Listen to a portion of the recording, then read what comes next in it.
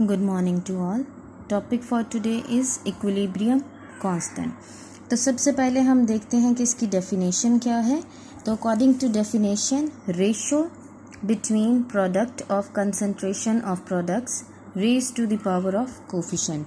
तो सबसे पहले तो इस प्रोडक्ट को देखते हैं. ये प्रोडक्ट जो है ये मल्टीप्लिकेशन का साइन है जो कि हम मैथ्स में यूज़ करते हैं. ठीक है, तो जितने भी प्रोडक्ट्स होंगे उनको हमने मल्टीप्लाई करना है, जो भी उनकी कंसंट्रेशन होगी. ठीक है, कंसंट्रेशन का मतलब होता है अमाउंट, जितनी अमाउंट मौजूद होगी. इस प्रोडक्ट को हम लेते हैं जो न्यू सब्सटेंस बनती है.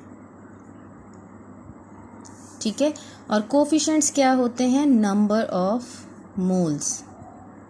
जैसे अगर हम एग्जाम्पल लेते हैं, N2 plus H2 goes to NH3.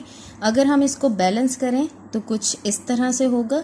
तो ये जो नंबर्स हमने बैलेंसिंग में यूज़ किए हैं ये हमारे पास होते हैं नंबर ऑफ़ मोल्स, जिसको हमेशा हम पावर में लिखते हैं. जब हम कोई भी इस तरह से आप कह लें कि हमने केसी लिखते हुए हमने कोई भी अगर हमने रिएक्टेंट या प्रोडक्ट लिखा है तो उसकी पावर में हम इस तरह से नंबर ऑफ़ मोल्स मेंशन करते हैं. ठीक है, तो ये था हमारे पास ratio of product of concentration of products raise to power of coefficient to the ratio of product of concentration of reactants raise to the power of coefficient. मतलब हमेशा जब भी हमने केसी लिखना है तो न्यूमरेटर में हमने प्रोडक्ट्स को मेंशन करना है और डिनोमिनेटर में हमने रिएक्टेंट्स को मेंशन करना है. अगर हम एक जनरल सी इक्वेशन देख लेते हैं, जैसे A plus B goes to C plus D. अब अगर हम बैलेंसिंग इक्वेशन कर लेते हैं तो कुछ इस तरह से हमने उसमें नंबर ऑफ़ मोल्स जो हैं या कोफिशिएंट्स जो हैं वो मेंशन कर दिए. तो इससे हम केसी लिखना चाहते हैं. तो अगर हम डायरेक्ट इसमें केसी लिखेंगे तो सबसे पहले हमने न्यूमरेटर में क्या लिखना है? प्रोडक्ट्स लिखना है. जितने भी प्रोडक्ट्स या न्यू सब्सटेंसेस मौजूद हैं उनकी कंसंट्रेशन का प्रोडक्ट लेना है.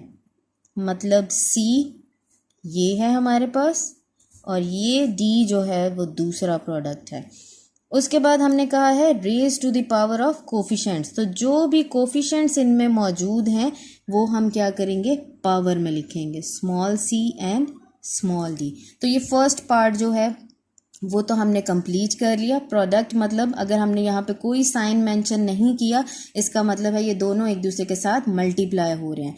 तो प्रोडक्ट ऑफ कंसंट्रेशन, कंसंट्रेशन के लिए हम ब्रैकेट्स यूज़ करते हैं या एक्टिव मास के लिए, अमाउंट के लिए.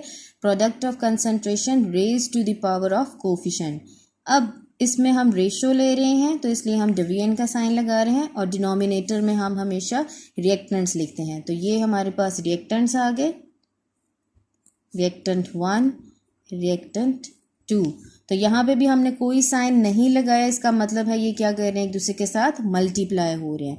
कंसंट्रेशन के लिए हमने ब्रैकेट्स का यूज़ किया है, स्क्वायर ब्रैकेट्स का.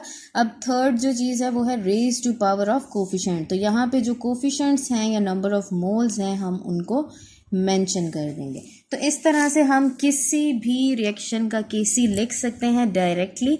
अगर हम लिखना चाहें तो हमने क्या करना है कि इन पॉइंट्स को हमने माइंड में रखना है. एक तो हमने यहाँ पे कोई साइन नहीं मेंशन करना, दूसरा कंसंट्रेशन के लिए हमने स्क्वायर ब्रैकेट्स का यूज़ करना है और जो भी नंबर ऑफ़ मोल्स हैं उनको हमने पावर में मेंशन करना है. प्रोडक्ट्स हमने न्यूमरेटर में और जो रिएक्टेंट्स हैं उनको हमने डिनोमिनेटर में लिखना है. ठीक है, तो हम इस रिएक्शन का केसी लिख के देखते हैं. अगर हम इसका केसी लिखना चाहें तो कुछ इस तरह से हम लिखेंगे. एक ही इसके अंदर प्रोडक्ट है, हम उसको लिखेंगे NH3. अब यहाँ पे हमें जो कोफिशिएंट्स दिए गए हैं इसको हम पावर में लिखेंगे. फिर उसके बाद रिएक्टेंट्स की बारी है तो N2 उसकी कंसंट्रेशन. तो यहाँ पे हमें कोई कोफिशिएंट नहीं दिया गया इसलिए हम कोई कोफिशिएंट मेंशन नहीं करेंगे. उसके बाद हाइड्रोजन और यहाँ पे हमारे पास 3 जो है वो एज अ कोफिशिएंट है तो इसको हम पावर में लिख देंगे. तो ये हमारे पास डायरेक्ट एक मेथड है जिसके ज़रिए से हम किसी भी रिएक्शन का केसी जो है वो मेंशन कर सकते हैं. अगर हम केसी की बात करें तो it is not dependent on the amount of reactants and products. तो केसी जो है वो रिएक्टेंट्स और प्रोडक्ट की अमाउंट पे डिपेंड नहीं करता। स्टार्ट ऑफ द रिएक्शन या एंड ऑफ द रिएक्शन जो है वो जितने भी रिएक्टेंट्स और प्रोडक्ट्स मौजूद हों तो इक्विलिब्रियम जो है वो किसी भी पॉइंट के ऊपर जो है वो डेवलप हो सकता है। केसी इज़ डिपेंडेंट ऑन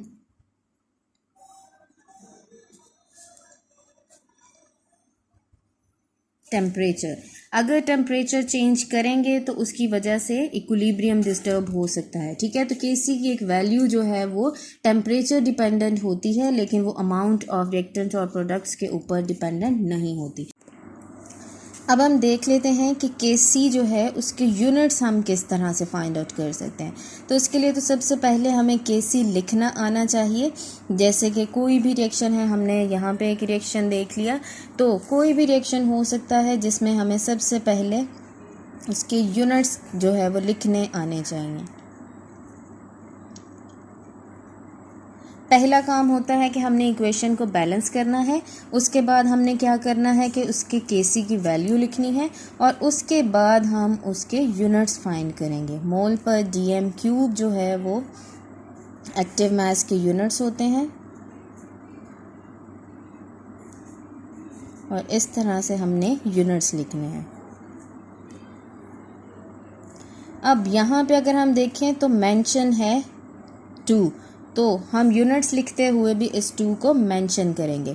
यहाँ पे 3 मेंशन है, तो इस यूनिट्स को लिखते हुए भी हम 3 को मेंशन करेंगे। ठीक है, अब हम सिंप्लीफाई करेंगे इसको। तो यहाँ पे 2 मोल हैं हमारे पास, तो यहाँ पे हमने जब 2 यूनिट्स को माइनस किया तो हमारे पास 1 आ गया। ठीक है, न्यूमरेटर में हमारे पास कोई यूनिट नहीं बचा, लेकिन डिनोमिनेटर में हमारे पास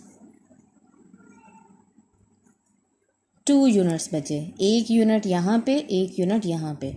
अब हमने क्या करना है कि इसको मल्टीप्लाई करना है इनर यूनिट्स के साथ। मोल 2 पर डीएम क्यूब 6। तो अगर हम इसको न्यूमरेटर में लेके आए तो साइंस चेंज हो जाते हैं। मोल -2 डीएम 6। तो इसी तरह से हम एक और एग्जांपल देख लेते हैं, जैसे H2 plus I2 goes to HI। तो इस तरह से सबसे पहले हमने इक्वेशन को बैलेंस किया। अब हम उसका केसी लिखेंगे, HI to H2 and I2। ठीक है, अब हमने इसके यूनिट्स फाइंड आउट करने हैं। मोल डीएम क्यूब और यहाँ पे हमने कोफिशिएंट मेंशन कर दिया, mole dm cube and mole dm cube. तो यहाँ पे हमारे पास 2 यूनिट्स हैं, तो ये इसके साथ जब सिंप्लीफाई हो गए तो नो यूनिट्स। ठीक है, तो इस तरह से ये हमारे पास एक इम्पॉर्टेंट टॉपिक है जो कि शॉर्ट क्वेश्चंस में आता है, जिसमें हमने यूनिट्स फाइंड आउट करने हैं। अगर हमारे पास कोई फिगर्स मेंशन है तो हम उसको भी सिंप्लीफाई करेंगे और साथ में यूनिट्स जो है वो भी फाइंड आउट करेंगे। तो उसकी भी हम एक एग्जांपल देख लेते हैं। तो यहाँ पे हमारे पास एग्जांपल है जिसमें कुछ कंसंट्रेशंस मेंशन हैं। तो इसमें सबसे पहले हम बैलेंस्ड केमिकल इक्वेशन लिखेंगे, उसके बाद उसका केसी लिखेंगे जिसमें हाइड्रोजन आयोडाइड और साथ में कोफिशिएंट, उसके बाद हाइड्रोजन एंड आयोडीन। अब इन कंसंट्रेशंस को विद यूनिट्स जो है वो हम मेंशन करेंगे। जैसे कि सबसे पहले हाइड्रोजन आयोडाइड है 0.49 मोल DM-3 और इसका साथ में ये कोफिशिएंट भी। उसके बाद हम हाइड्रोजन की कंसंट्रेशन मेंशन करेंगे 0.05 मोल DM³ उसके बाद आयोडीन की 0.06 मोल DM³। अब पहले हम यूनिट्स को सिंप्लीफाई कर लेते हैं। यहाँ पे हमारे पास 2 यूनिट्स मौजूद हैं, यहाँ पे अगर हम देखें यहाँ पे भी 2 यूनिट्स मौजूद हैं, तो ये यूनिट्स इनके साथ कट हो जाएंगे और हमारे पास कोई यूनिट जो है वो बाकी नहीं रहेगा।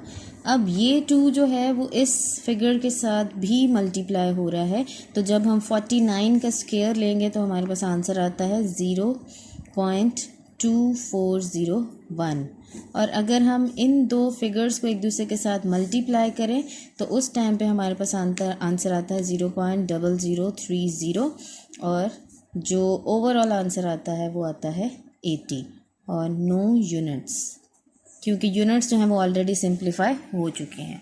तो इस तरह से अगर हमें कोई कंसंट्रेशंस भी प्रोवाइड की गई हैं तब भी हम अगर साथ में यूनिट्स भी लिख रहे हैं तो हमने यूनिट्स को भी सिंप्लीफाई करना है और उन कंसंट्रेशंस को भी साथ में लेकर चलना है। तो इस तरह से हम अपना करेक्ट आंसर जो है वो मेंशन कर सकते हैं।